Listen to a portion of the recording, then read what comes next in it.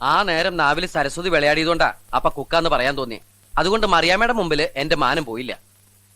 എന്തിനാ ഞാൻ അച്ഛനെ ചീത്ത പറയണേ? എല്ലാം എന്റെ തെറ്റാ. ആകെ ഒരു അച്ഛനല്ലേ ഉള്ളൂ എന്ന് കരുതി കൊഞ്ചിച്ചും ലാളിച്ചും വളർത്തിയതാ കുഴപ്പമായത്. എന്റെ പൊന്നു പവി, നിന്നോട് ഞാൻ പ്രാവശ്യം പറഞ്ഞല്ലോ, ആ നാരായണനെ കുഴപ്പം മുഴുവൻ ഉണ്ടാക്കിയത്.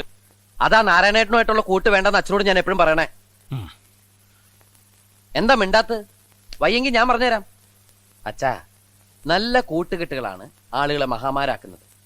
ഉദാഹരണത്തിന് ഇപ്പോ ഗാന്ധിജി, ജവഹർലാൽ നെഹ്റു ആയിരുന്നു കൂട്ട്. വേണ്ട, അത് വിട്. നമ്മുടെ ജയലളിത, ശശികലയാണല്ലോ കൂട്ട്. എന്തിന് കെ കരുണാകരൻ, കെ മുരളീധരനാ കൂട്ട്. ഇതാ ഇപ്പൊ പോരാത്തതിന് പത്മജയും. അച്ഛനിപ്പോ ഇവരെ പോലെ വലിയ മഹാനാണെന്നൊന്നും ഞാൻ പറയണില്ല.